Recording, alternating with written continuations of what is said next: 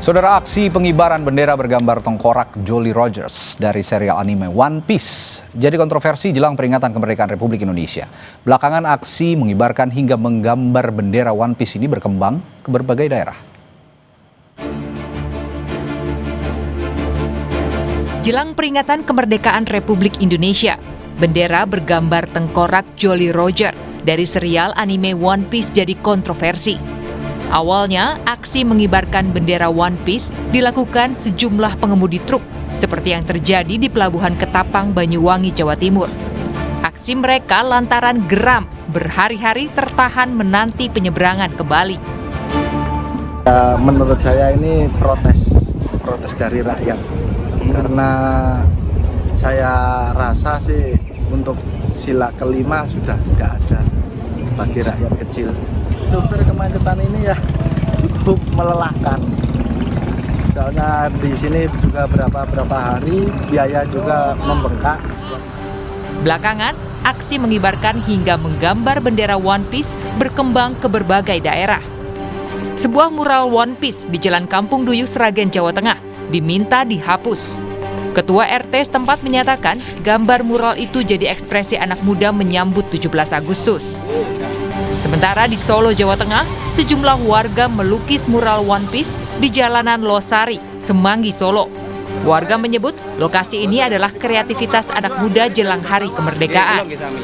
Gubernur Lemhanas Aceh Hasan Syazili mengingatkan bahwa ada cara lain untuk mengkritik daripada mengibarkan bendera One Piece. Ada yang mencoba untuk mengibarkan bendera One Piece ini, ya harus dilihat apa relevansinya. Kalau bagian dari kritik terhadap pemerintah, kita punya cara yang lain untuk bisa menghargai simbol-simbol bangsa kita. Menteri Sekretaris Negara Prasetyo Hadi mengakui aksi mengibarkan bendera One Piece sebagai bentuk kebebasan ekspresi masyarakat. Tapi ia minta aksi ini tidak dimanfaatkan pihak-pihak untuk mengganggu kesakralan hari ulang tahun kemerdekaan Indonesia. Kalau berkenaan dengan kreativitas dari kawan-kawan komunitas-komunitas, tentu itu sebagai sebuah kebebasan berekspresi dan tidak ada masalah. Tapi tolonglah, ini jangan dimanfaatkan untuk hal-hal yang mengganggu kesakralan. Nah, misalnya kemudian memanfaatkan kreativitas tersebut ya, untuk menghimbau ya, supaya mengibarkan bendera-bendera selain bendera merah putih. Kan itu yang tidak benar gitu. Sementara itu, Bareskrim Polri enggan berkomentar banyak terkait aksi pengibaran bendera One Piece jelang peringatan kemerdekaan. Bareskrim meminta agar masyarakat tetap menjaga persatuan dan kesatuan bangsa. Tim Liputan Kompas TV. Kita ulas lebih dalam soal fenomena bendera bajak laut atau One Piece dari serial anime bersama Hendarsam Marontoko, politisi Partai Gerindra, dan Usman Hamid, Direktur Eksekutif Amnesty International Indonesia. Selamat malam, Bung Usman. Selamat malam. Hendarsam. Selamat malam. Saya ke Bung Usman dulu deh. Oke. Tadi kan kita lihat ya di berita pengantar, ada aparatur TNI yang menghampiri sekelompok pemuda yang menggambar mural seperti mural yang tidak ada kaitannya sebenarnya dengan bendera merah putih. Kalau dalam konteks itu, apakah tindakan represif? Ya, kalau saya melihat itu agak represif ya.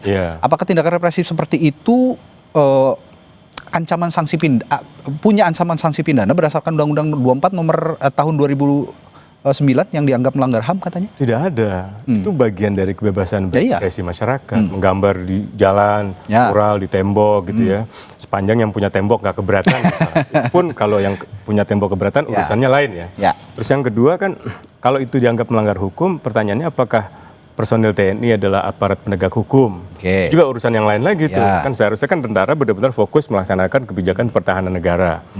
Nah, kalau memang itu dianggap pidana, pidananya apa? Nah, salah satu menteri mengatakan itu makar. Makar itu ada banyak pasalnya. Yang mana? Pasal 104 kah? Misalnya membunuh presiden, merampas kemerdekaan presiden, mencegah presiden untuk melaksanakan tugasnya. Atau pasal 1 misalnya 07 mengenai penggulingan pemerintahan yang sah misalnya. Atau pasal 108 misalnya mengenai pemberontakan gitu. Nah ini yang mana? Kalau menurut saya satu pun dari pasal tidak ada yang bersangkut dengan tindakan pengibaran bendera One Piece itu. Jadi saya kira tindakan masyarakat dalam mengibarkan bendera One Piece itu anggaplah sebagai bagian dari cara mereka menyatakan pikiran, cara mereka menyatakan pendapat. Ini kan sebenarnya alegori. Alegoris itu sangat penting karena dia bisa menyederhanakan kompleksitas persoalan. Misalnya tadi supir-supir truk. Supir truk kalau disuruh menjelaskan kenapa mereka sampai ngantri 3 hari, dia bisa 2 jam jelasin itu kan. Tapi habis itu dia tunjukkan dengan suatu alegori gitu kan. Dengan satu simbol yang mungkin dia tonton dari film itu. Dan penggunaan produk-produk pop culture kayak misalnya bendera, atau misalnya istilah-istilah kayak Konoha. Atau dulu zaman 98 saya itu pakai poster film Saving Private Ryan. Jadi film itu menggambarkan kesia-siaan dalam perang. Kesia-siaan perang itu karena pemerintah suatu negara mengirimkan tentara yang tidak berpengalaman ke suatu medan perang yang akhirnya mengakibatkan tentara kita itu mati gitu. Nah jadi metafora, alegori, aforisme itu menurut saya kekayaan budaya kita yang harusnya dihormati, dihargai kan daripada masyarakat misalnya merusak pelabuhan kan nggak mungkin kan gitu kan. Tapi di sisi lain, saya ke Bung Hendar Hasyam nih. Di sisi lain Bung Hendar Hasyam, tadi juga di berita pengantar kita lihat ada bendera merah putih disandingkan dengan bendera One Piece. Nah, apakah itu yang dinamakan juga delik pidananya di situ ada? Karena kan diatur juga dalam Undang-Undang Nomor 24 tahun 2009 tentang bendera, bahasa dan lambang negara. Ya, jadi memang kan saking sakralnya bendera negara ini sampai harus dibuatkan suatu undang-undang tertentu. Ya kan, tentang bendera negara, tentang lambang negara, tentang lagu kebangsaan, tentang bahasa kan seperti itu. Jadi saya rasa ini, saya konteksnya sama seperti yang disampaikan oleh tadi Mensesnek, bahwa kenapa gerakan ini terjadi, pemerintahan Pak Prabowo ini sangat terbuka sekali dengan segala macam kritik. Ya, Mas Usman mungkin juga sudah sama-sama tahu di pemerintahan Pak Prabowo ya, yang kalau kita lihat dengan sebelumnya, apakah orang yang bersuara vokal ini sampai ada banyak ditangkap-tangkapin ya. Saya oposisi 2019 ratusan bahkan ribuan mungkin, dengan beliau juga mungkin kita yang memberikan itu sangat jauh ya untuk dari sisi ininya. Cuman maksud saya kan ada 2 hal yang harus kita lihat, bahwa satu ya kan, gerakan ini sebagai ekspresi sosial dan politik dan juga kreativitas kita terbuka, sangat terbuka dengan hal tersebut. Tapi satu ya kan, jangan kita mendowngrade bendera merah putih ini disandingkan dengan anime One Piece ini. Satu ini bukan kultur bangsa Indonesia.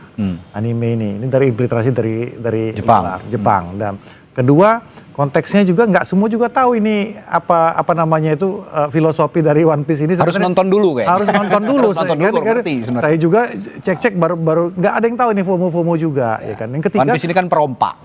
Nah kan gitu kan. Yang ketiga juga menjelang proses hari kemerdekaan kita. Bagaimana kita berdarah-darah.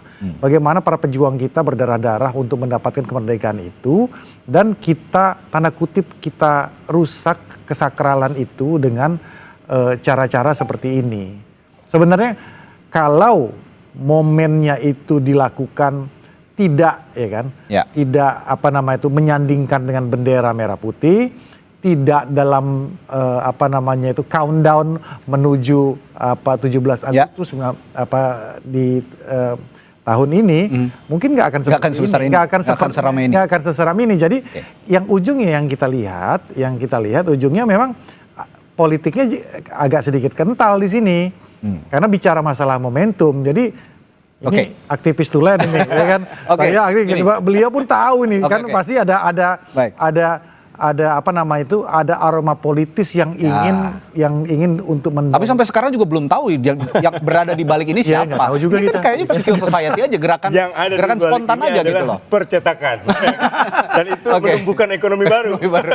Nah, balik lagi. Kan kalau kita lihat ini kan dari teman-teman odol tadi kan. Harusnya kan konteks odol aja dong gitu loh. Tapi kan ketika itu melebar ke mana-mana, jadi ada gerakan antras terhadap pemerintah. Kan gitu kan. Dan ini yang menjadi paradoks buat saya ya. bahwa bagaimana kita bisa melihat situasi kritis ini benar-benar kritis seperti itu apa enggak?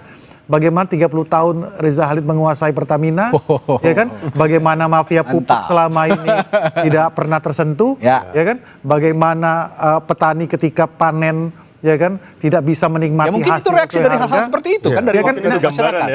Iya kan? Ya gambarannya kan harusnya bukan pada saat ini, harusnya pada saat One Piece itu hadir pada saat Prabowo belum memerintah kan gitu kan harusnya kan. Begini. Kan jadi paradoks kan. Begini, tapi ya kan? ini ada narasi juga tadi kita saksikan juga di berita pengantar dari Mensesnek Prasetyo Hadi bahwa ini dikhawatirkan memecah belah bangsa. Tapi kalau menurut Bung Usman ada nggak unsur memecah belah bangsa itu atau jangan-jangan ini ya karena itu masalahnya tadi karena lambang negara aja. Kalau di luar itu misalnya soal mural di tengah jalan itu tidak ada masalah. Bayangkan kalau anime One Piece itu adalah lambang dari sebuah negara. Katakanlah negara Amerika Serikat misalnya gitu ya kan. Lalu masyarakat mengibarkan benderanya sambil merobek bendera merah putih. Atau melakukan tindakan lain yang merendahkan martabat bendera merah putih. Itu mungkin bisa kena undang-undang tentang lambang negara, tentang bendera. Banyak negara, sebagian negara memang melarang itu. Sebagian lagi membebaskan sepanjang itu tidak misalnya menyerang orang, merusak properti gitu kan. Nah, tapi dalam kasus yang sekarang, kalaupun ia disandingkan dengan bendera, tergantung niatnya. Misalnya tadi mau dimasukin ke pasal makar ya. Pasal makar itu kan bukan hanya ada niat, tapi ada permulaan perbuatan. Nah, permulaan perbuatannya mana nih? Kalau pasal 104 arahnya ke pembatasan kemerdekaan presiden, pembunuhan presiden. Kalau pasal 108 menggulingkan pemerintahan yang sah dengan senjata loh, dengan kekerasan loh makar itu. Apakah ada senjatanya? Apa ada kekerasan? Rasanya nggak ada. Apalagi tadi yang diberikan kesempatan untuk bersaksi supir truk. Nah, mungkin pada saat supir truk itu diberitakan, saran saya misalnya Menteri Perhubungan gitu ya, atau menteri-menteri terkait itu merespon segera. Sehingga antrian di pelabuhan itu tidak begitu lama. Saya pernah ngerasain itu 2023 nggak salah saya ke Bali itu naik bawa mobil sendiri ngetes umur ya. Dan ternyata masih bisa. Tapi antrinya cukup panjang itu. Nah, hal-hal semacam ini yang mungkin saya kira pemerintah kan juga berkepentingan untuk memastikan seluruh jalur logistik itu efisien, gitu kan, tidak ada pungli gitu kan. Kan malu loh supir truk sampai mengatakan kami tidak tapi pekerjaan, gini, Bung Usman, kami jangan dipalak ibaratnya gitu. Bagaimana dengan apa yang dikatakan Bung Harsam tadi soal kesakralan momen sakral ketika hendak merayakan kemerdekaan Republik Indonesia? Apakah ini juga tidak ada kaitannya dengan tindak pidana mencederai lambang negara? Nah, itu misalnya gini. Kita kan baru berasumsi nih. 17 Agustusnya belum tiba, perbuatannya belum ada. Katakanlah ini adalah tanggal 17 Agustus.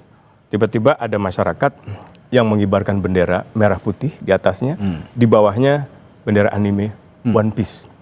Lalu masyarakat mengatakan, ya Tuhan, terima kasih atas kemerdekaan politik negara kami. Para pendiri bangsa, terima kasih atas jasa para pahlawan itu. Namun setelah kami refleksikan selama 80 tahun, kami merasa kemerdekaan itu masih jauh. Tadi kan Pak supir truk mengatakan keadilan sosial belum tercapai. Sila kelima ya. Kalau ia ungkapkan dalam kehusyuan semacam itu, dalam kekhidmatan semacam itu, dan kebetulan dia mungkin kelahiran tahun 2000-an atau anak Gen Z gitu, caranya adalah melampiaskan dengan alegori sebuah film gitu. Susah kan kita mengatakan itu ada unsur kejahatan gitu. Tapi dengan analogi supir truk seperti itu, hanya seorang supir truk memiliki analogi seperti itu, punya intelektualitas yang sebagus itu, menurut saya sangat-sangat hebat mereka. Hebat dong. Iya, jadi itu kan kehebatan dan kecerdasan seseorang dalam menjelaskan suatu masalah bukan pada caranya yang rumit, apa pada diksi atau istilah yang berat-berat gitu.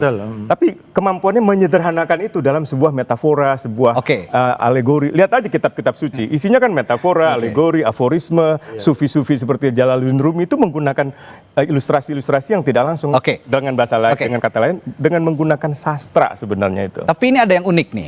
Saya tanyakan ke Bung Hendra Sam nih ya. Tim riset kami punya punya informasi bahwa ternyata bendera One Piece ini pernah dipakai atau pernah disinggung oleh Wakil Presiden Gibran Rakabuming Raka. Apa pendapatnya? Tapi dijawab dulu. Setelah jeda di Sapa Indonesia Malam, tetaplah bersama kami. Sebelum kita lanjutkan perbincangan, saya baca dulu berita yang satu ini. Pemerintah Kota Surabaya tidak melarang warganya untuk mengibarkan bendera One Piece di perkampungan. Namun Wali Kota Surabaya Eri Cahyadi mengimbau warganya untuk menghormati momen peringatan Hari Ulang Tahun Republik Indonesia dengan mengibarkan bendera merah putih. Dari data Badan Kesatuan Bangsa dan Politik Bangpol Kota Surabaya, terdapat 6 titik lokasi pengibaran bendera hingga grafiti di perkampungan berlambang One Piece. Namun bendera dan gambar One Piece itu telah diturunkan dan dihapus oleh aparat. Menanggapi hal itu, Wali Kota Surabaya Eri Cahyadi bilang tidak ada larangan pasti warga untuk mengibarkan bendera kartun anime One Piece. Tetapi Eri memohon kepada warga Surabaya untuk tidak mengibarkan bendera lain selain bendera merah putih, khususnya di bulan kemerdekaan ini untuk menghargai perjuangan para pejuang dan tidak mengurangi makna dari kemerdekaan Republik Indonesia. Pada warga Surabaya, gak ono larangannya memang. Apakah mau benderanya Naruto sampai kayak no bendera animenya One Piece sampai pasang, ada aturan larangannya? Gak ada. Tapi jangan kurangi makna kemerdekaan kita. Perjuangan dari para pejuang kita adalah untuk memberikan persatuan, memberikan kesatuan, memberikan rasa kebahagiaan kepada yang lainnya dengan perjuangan kebersamaan yang dituangkan dalam gotong royong seperti dasar-dasar dan nilai-nilai Pancasila. Saudara, sementara itu Gubernur Jawa Timur Hovifah Indar Parawansa juga menanggapi soal polemik pengibaran bendera One Piece jelang Hari Kemerdekaan ke-80 Republik Indonesia. Menurutnya sebaiknya masyarakat menghormati bulan kemerdekaan dengan hanya mengibarkan bendera merah putih. Hovifah menyatakan bahwa merah putih harga mati untuk masyarakat diminta agar menghormati bulan kemerdekaan dengan hanya mengibarkan bendera merah putih sepanjang bulan Agustus. Hovifah juga mengaku telah memberikan atau membagi-bagikan bendera merah putih langsung ke masyarakat Jawa Timur. Merah putih harga mati, jadi tolong hormati, ini kita pada bulan kemerdekaan, jadi yang kita kibarkan adalah bendera merah putih, itu ya kawan-kawan. Siap. Artinya di Jawa Timur imbauan untuk memasang bendera merah sudah, surat edarnya sudah, saya kemana-mana sudah membagi tuh bendera merah putih kemana-mana. Ya, apa yang dilakukan atau dinyatakan oleh Pak Eri Cahyadi, Wali Kota Surabaya dan Gubernur Jawa Timur Hovifah sebenarnya senafas dengan apa yang kita bicarakan hari ini. Dan sepanjang itu tidak disandingkan dengan bendera merah putih, tidak masalah gitu. Jadi apa yang Anda dorong kira-kira ke depannya untuk fenomena One Piece ini?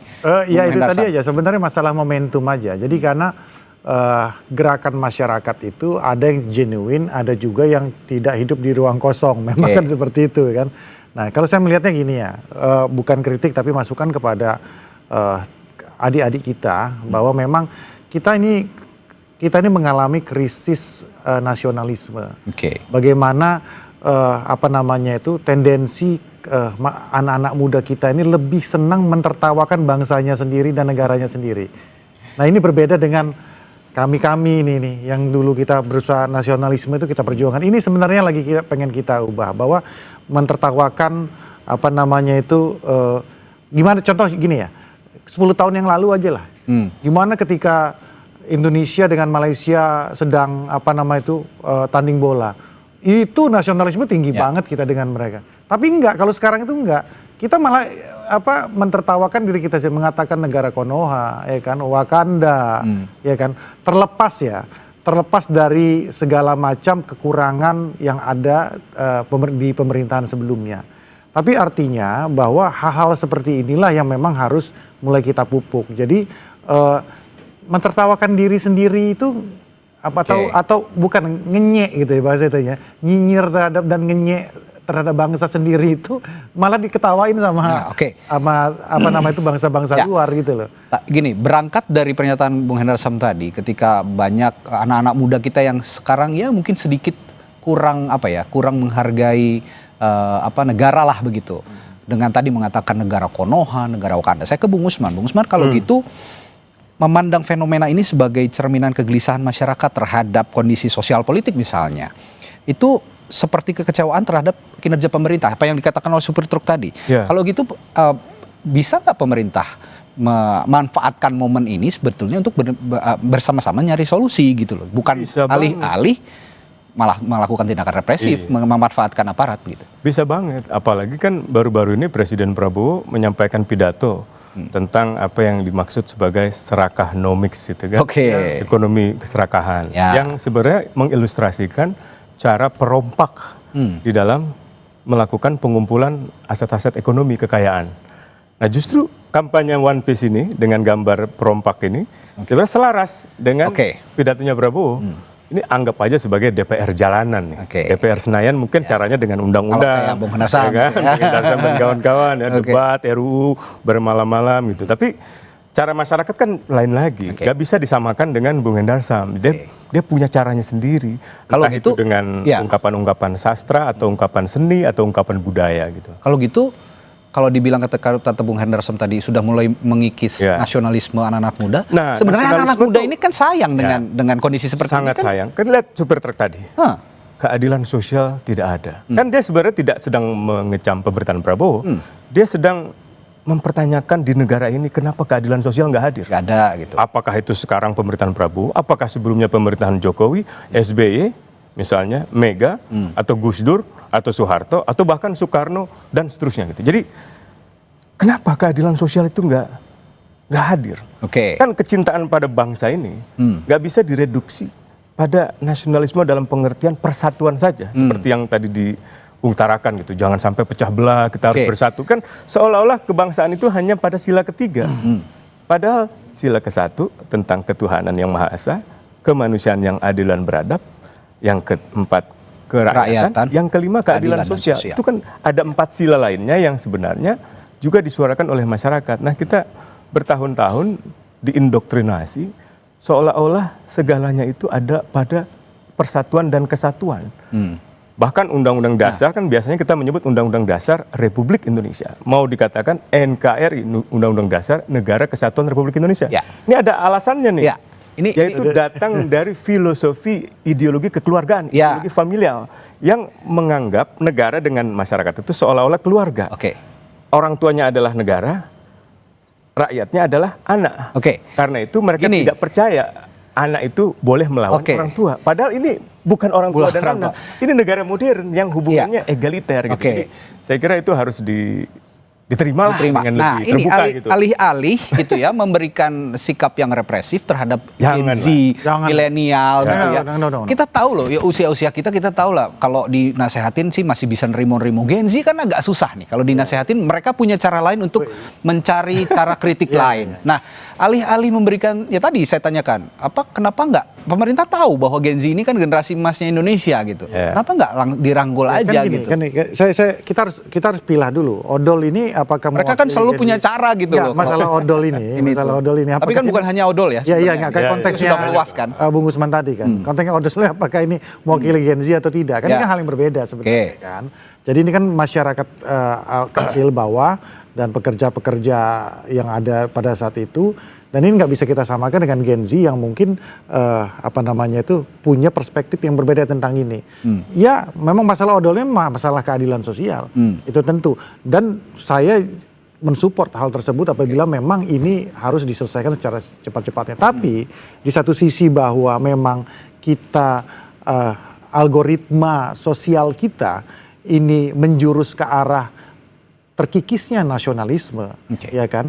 Ini yang menurut saya kita agak miris dengan kami ya, yang boomers ini, ya kan? Bagaimana kita sekarang saya balik bertanya kan, teman-teman adik-adik kita itu kan tahu nggak, ya kan, pahlawan-pahlawan kita itu siapa-siapa aja sih, ya kan? Apa yang sudah dilakukan, ya kan? Dari daerah mana segala macam.